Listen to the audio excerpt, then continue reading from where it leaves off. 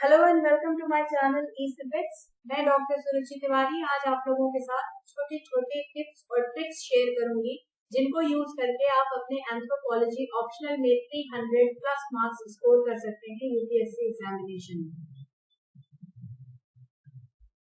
अब सबसे पहले आपको फोकस करना पड़ेगा अपने आंसर राइटिंग स्टाइल में। अपने आंसर राइटिंग स्टाइल में सबसे पहला पॉइंट मैं आपसे ये कहूंगी कि try to score those topics जो स्कोरिंग है, जो बहुत वेग क्वेश्चंस होते हैं जिनको आप अगर अच्छे से समझ नहीं पा रहे हैं कि इस क्वेश्चन में मुझे क्या लिखना है, तो उस क्वेश्चन को अवॉइड कर जाना चाहिए। हमको उन क्वेश्चंस का सिलेक्शन करना चाहिए हमेशा जिसमें कि हमारा कॉन्सेप्ट क्लियर हो कि इस क्वेश्चन में क्या पूछा गया है और हमें क्या लिखना है। बहुत क्लियर कट पिक्चर आपके दिमाग में इस बात से रिलेटेड होनी चाहिए। ना जितने भी क्वेश्चंस पेपर में रहते हैं, कुछ होते हैं जो बहुत थ्योरी बेस्ड होते हैं, जो बहुत थ्योरेटिकल होते हैं। उन थ्योरेटिकल क्वेश्चंस को हमें ज्यादा फोकस करना चाहिए in comparison to those questions जिनका बहुत क्लियर कट आंसर नहीं है।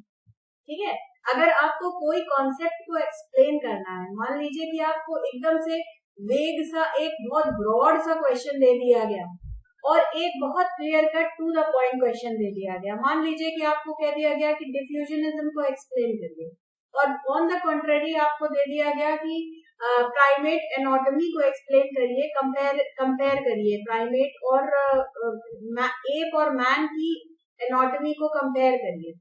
तो अब अगर आपको दोनों टॉपिक्स पता है तो मेरा सजेशन ये है कि पूरे डिफ्यूजन को आप अपने वर्ड लिमिट में डिफाइन करेंगे, आप डिस्क्राइब करेंगे, उसको एक्सप्लेन करेंगे। वो एक ज्यादा चैलेंजिंग जॉब है इन कंपैरिजन टू कि आप सीधे सीधे फटाफट उठाइए थ्योरी बेस्ड क्वेश्चन सिलेक्ट करिए कि हाँ मैं एनाटॉमी को कंपेयर करके इसमें एकदम पॉइंट वाइज अपना आंसर लिख सकता हूँ। तो जिस क्वेश्चन में आपको थोड़ी सी भी लगे कि ये वेग है, ये बहुत बड़ा है, हम इसको वर्ड लिमिट के अंदर अपने प्रेजेंटेशन स्टाइल में हमको थोड़ा सा प्रॉब्लम फेस करना पड़ेगा, तो उन क्वेश्चंस को हमें अवॉइड कर जाना चाहिए और जो बहुत क्लियर कट क्वेश्चंस होते हैं हमको वही सिलेक्ट करने चाहिए आंसर लिखने के लिए। बाकी अपने आंसर का प्रेजेंटेशन को हमेशा साफ रखिए, क्लियर रखिए, क्योंकि आपका व्यू पॉइंट जो है वो वहां से क्लियर कट हमें दिखना चाहिए, एग्जामिनर को दिखना चाहिए कि किस तरीके से आपको क्या आता है, उसको आपको पेपर पे उतारना है और इस तरीके से उतारना है कि एग्जामिनर का ध्यान जाए कि आपने कहाँ पर क्या लिख रखा है। अगर आपने बहुत लंबे लंबे पैराग्राफ्स में ऐसे टाइप आंसर लिख दिया तो एग्जामिनर के लिए बहुत मुश्किल हो जाता है उसमें से वो पॉइंट्स छांटना, की पॉइंट्स छांटना जिनको देख के वो मार्क्स देता है। तो try to be very specific and point wise in your presentation. जहां पर जरूरत हो आप फ्लो चार्ट यूज करिए। फ्लो चार्ट से देखते ही समझ में आ जाता है कि आपका कॉन्सेप्ट कितना क्लियर है और किस तरीके से आपने चीजों को अपने आंसर में रिलेट किया होगा। आप आंसर लिखने के लिए हमेशा बुक के साथ साथ ऑनलाइन सोर्सेज की भी हेल्प लीजिए। वहां से आप अपने नॉलेज को, अपने राइटिंग पैटर्न को, अपने आंसर्स को अपडेट कर सकते हैं। जिस तरीके से आगे नॉलेज बढ़ती जा रही है, इतना ओपन हो गया है, तो आपको जरूर मैं रिकमेंड करूंगी कि ऑनलाइन सोर्सेज का आप यूज करें अपने आंसर्स को अच्छा बनाने के लिए। अगर आप इंडियन एंथ्रोपोलॉजी की बात करें स्पेसिफिकली, तो मैं कहूंगी कि खाका कमेटी की रिपोर्ट जो है वो जरूर आप पढ़िए और उससे अपने आंसर्स को सप्लीमेंट करिए। It will be very good for you. अब ऑनलाइन रिसोर्सेज क्या है, आपको कहाँ से मिल सकते हैं ऑनलाइन डेटा? उसके लिए मैं तो यूट्यूब, मेरा चैनल है ईस्ट बिट्स, इस पे मैं वीडियोस डालती रहती हूँ। अभी मैंने पूरा सिलेबस कवर नहीं किया है, लेकिन जितना भी किया है they are very good narrative lectures हैं, उसमें आपको कॉन्सेप्ट क्लियर करने में बहुत हेल्प करेंगे। फिर जेनेटिक्स के लिए आपके लिए यहाँ पे मैंने साइट दे दी है, यहाँ से आप जेनेटिक्स के रिलेटेड क्वेश्चंस को अपडेट कर सकते हैं। अपने आंसर्स के लिए आप यहाँ से पॉइंट्स उठा सकते हैं। उसके अलावा एंथ्रोपोलॉजिकल सर्वे ऑफ इंडिया की साइट यहाँ मैंने आपको मेंशन कर दी है, इसको भी आप रेगुलर बेसिस पे चेक करते रहिए। वहां से जो भी आपको रेलेवेंट टॉपिक्स लगता है कि आप उसे अपने आंसर में इंक्लूड कर सकते हैं, उसको डेफिनेटली वहां से लेकर नोट कर लीजिए copy. Then ministry of tribal affair की ये साइट है, इस पे से भी आपको बहुत सारा मैटर ट्राइब से रिलेटेड मिल जाता है जो लेटेस्ट होता है, और उसको अगर आप अपने आंसर में इंक्लूड करते हैं तो आपके लिए वो बहुत बेनिफिशियल होता है। अब देखिए ये तो हो गई जनरल एंथ्रोपोलॉजी की बात, लेकिन हमारी एंथ्रोपोलॉजी बेसिकली 3 भागों में बटी हुई है हमारे चैप्टर में। एक सोशल एंथ्रोपोलॉजी, एक फिजिकल एंथ्रोपोलॉजी और एक इंडियन एंथ्रोपोलॉजी। तो सोशल एंथ्रोपोलॉजी के आंसर्स की जो डिमांड होती है वो फिजिकल एंथ्रोपोलॉजी के आंसर्स से थोड़ी सी डिफरेंट होती है। तो आइए हम लोग देख लेते हैं कि किस तरीके से सोशल एंथ्रोपोलॉजी के आंसर्स हमें फ्रेम करने हैं, किस तरीके से फिजिकल के करने हैं, किस तरीके से इंडियन एंथ्रोपोलॉजी के करने हैं। अब जहां तक सोशल एंथ्रोपोलॉजी की बात है तो हमारा एक तो मेन पॉइंट वही रहेगा जो मैंने आपको अभी बताया, जनरल बातों में भी बताया, कि अपने आंसर में हमेशा हेडिंग और सब हेडिंग का इस्तेमाल करें। बहुत लंबे लंबे ऐसे टाइप आंसर ना लिखें। हमेशा जो लिखने जा रहे हैं पहले उसकी एक छोटी सी हेडिंग दे दें और उसके अंदर जो भी वेरिएशंस है उनको सब हेडिंग्स के साथ, हाइलाइटर के साथ, डिफरेंट कलर्स के साथ आप हाईलाइट करते हुए अपना आंसर आगे बढ़ाएंगे। While writing about concepts, try to quote the name of the anthropologist and the related book.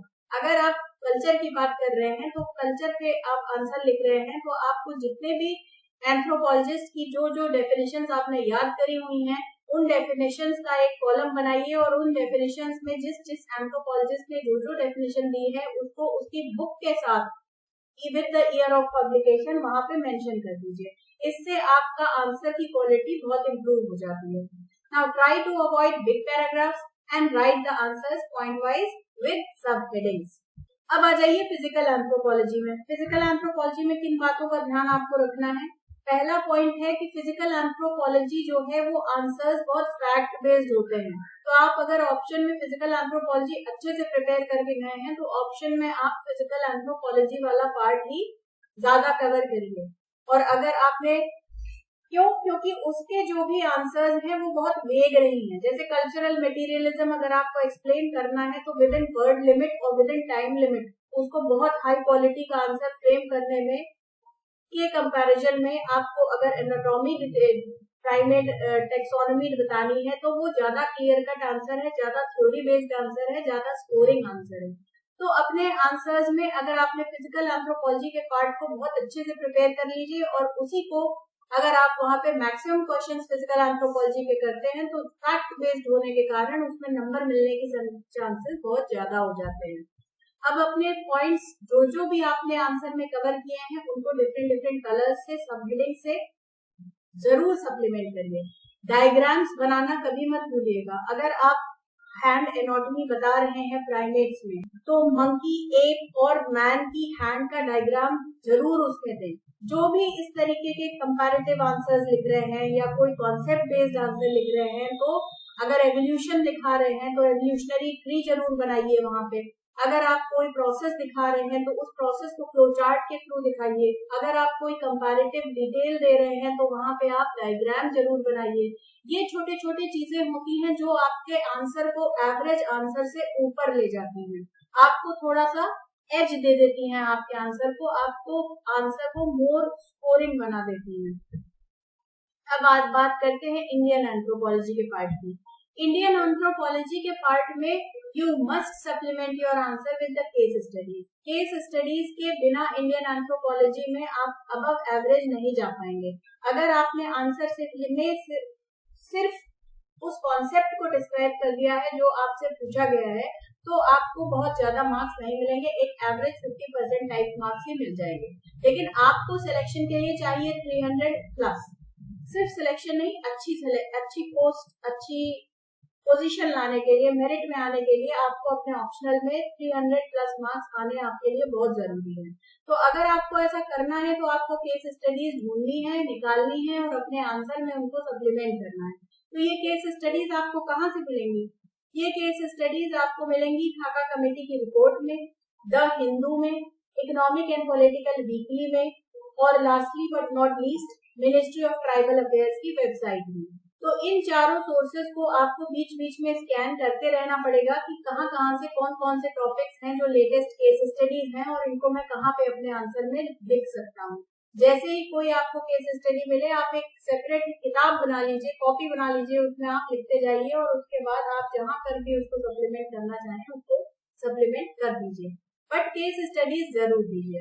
एक और बहुत जरूरी बात है इंडियन एंथ्रोपोलॉजी के आंसर राइटिंग में, वो ये है कि आपको अपना जो कंक्लूजन आप दे रहे हैं उसमें कंक्लूजन पहली बात आपको जरूर देना है और कंक्लूजन देने के बाद उसमें आपको सजेशंस भी अपनी तरफ से देने हैं कि व्हाट आर योर सजेशंस। अगर आप सस्टेनेबल डेवलपमेंट की बात कर रहे हैं, वहां पर आप सस्टेनेबल डेवलपमेंट एक्सप्लेन कर चुके, सब कुछ कर चुके, तो अपने आंसर को पहले समराइज करिए, कंक्लूड करिए और उसके साथ एंड में अपनी तरफ से जो आप सजेस्ट कर रहे हैं उसको देना जरूर मत भूलिए, क्योंकि उससे आपकी इनोवेटिवनेस दिखाई देती है, आपकी इंक्विजिटिवनेस दिखाई देती है, आपकी अंडरस्टैंडिंग दिखाई देती है और आपके आंसर को एक एवरेज आंसर के कंपैरिजन में बेटर एज मिल जाती है। नाउ दिस इज द, मैंने आपके लिए एक स्कोरिंग टॉपिक्स की लिस्ट भी बनाई है और पेपर 1 में मेरे हिसाब से क्लाइमेटोलॉजी से रिलेटेड जो क्वेश्चंस हैं, जो टॉपिक्स हैं, वो बहुत स्कोरिंग है। फॉसिल्स क्योंकि फैक्ट बेस्ड है, अगर आपने एक बार लर्न कर लिया तो उसमें कोई भी ट्विस्ट एंड टर्न होगा, answer will be the same. तो उसमें आप अगर अच्छे से उनको प्रिपेयर कर लेते हैं तो आपके लिए कोई भी प्रॉब्लम नहीं आने वाली है पेपर में, चाहे जितना ट्विस्टेड क्वेश्चन आपसे पूछा जाए। Same is the case with evolution and genetics. अगर आपने सारे कॉन्सेप्ट्स को पढ़ रखा है तो डेफिनेटली आप अच्छा स्कोर करेंगे। सोशल एंथ्रोपोलॉजी में सोशल इंस्टीट्यूशंस अगर आपने अच्छे से प्रिपेयर कर लिए हैं, सारे टाइप्स के नाम और सारी बुक्स, एंथ्रोपोलॉजिस्ट के नाम, publications related to the topic आपने पूरा अच्छे से प्रिपेयर कर रखा है, तो सोशल इंस्टीट्यूशंस भी एक बहुत अच्छा टॉपिक है और बहुत स्कोरिंग टॉपिक है। देन एप्लीकेशंस ऑफ एंथ्रोपोलॉजी भी बहुत स्कोरिंग हो जाता है, क्योंकि एंथ्रोपोलॉजी बहुत n नंबर ऑफ फील्ड्स में अप्लाई होती है और वहां पे उसको हम एप्लीकेशंस उसकी डिस्कस कर सकते हैं। तो ये टॉपिक्स जो हैं they are very scoring, which are and all these topics are included in the paper number 1। और प्रीवियस ईयर्स के पेपर्स को रिवाइज करना मत भूलिएगा, वो आपको बहुत हेल्प करते हैं टू अंडरस्टैंड कि किस तरीके के क्वेश्चंस पूछे जा रहे हैं और हमें उनको किस तरीके से टैकल करना है, किस तरीके से अपने आंसर को फ्रेम करना है। तो उनको प्रैक्टिस लगातार आप करते रहिए प्रीवियस ईयर्स के पेपर्स को। आइए पेपर 2 की बात करते हैं।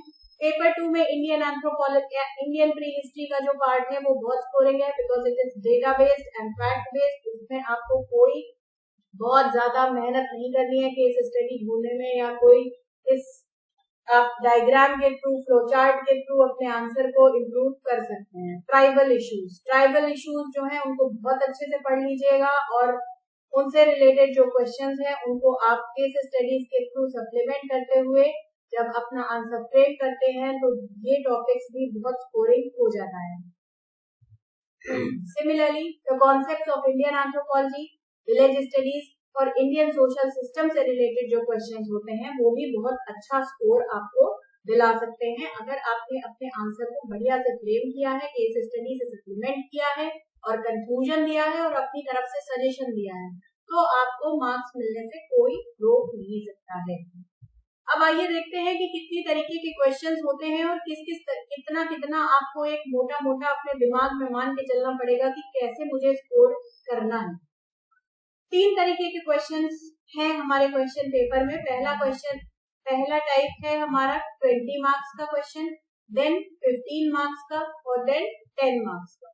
तो जो 20 मार्क्स का क्वेश्चन है उसमें आप फोकस करिए कि एटलीस्ट आपको 15 से कम नहीं मिलना चाहिए, 15 से ज्यादा भले मिल जाए लेकिन कोशिश आपकी यही रहनी चाहिए कि 15 मार्क्स से ऊपर ही मुझे मिले। सिमिलरली 15 मार्क्स के जो आंसर्स हैं उनमें भी आपको 10 से ऊपर स्कोर करना है, 10 से डेफिनेटली ऊपर जाना है। एंड 10 मार्क्स वाले जो क्वेश्चंस हैं वो बहुत अच्छे होते हैं, छोटे छोटे क्वेश्चंस होते हैं, छोटे छोटे कॉन्सेप्ट्स होते हैं। उन कॉन्सेप्ट्स को अगर आपने कायदे से लिख दिया तो आपको 7.5 के ऊपर मिल जाता है आराम से। तो इसको आपको ध्यान में रखना है और मिस्टेक बिल्कुल नहीं करनी है। इसी पैटर्न को फॉलो करते हुए अपनी प्रिपरेशन करनी है कि जो लंबे क्वेश्चंस हैं उन्हें उनको किस तरह से फ्रेम करना है कि हमारा टारगेट है हमें 15 मार्क्स के ऊपर मिले। 15 मार्क्स वाले में हमारा टारगेट है कि हमें 10 मार्क्स से ऊपर मिले और 10 मार्क्स वाले में है कि हमें 7.5 मार्क्स से ऊपर मिले। अब अगर आपका अभी तक आपने एफर्ट किया है लेकिन 300 क्रॉस नहीं किया है तो please follow the tips and clear the concept and you will definitely score more than 300 which is a very good score. और ये स्कोर अगर आप करते हैं तो you will definitely be able to see your name in the list I hope you will enjoy your success with the e-snippets. All the best for examinations. If you have any questions or suggestions or doubts, please mention it in the comment section.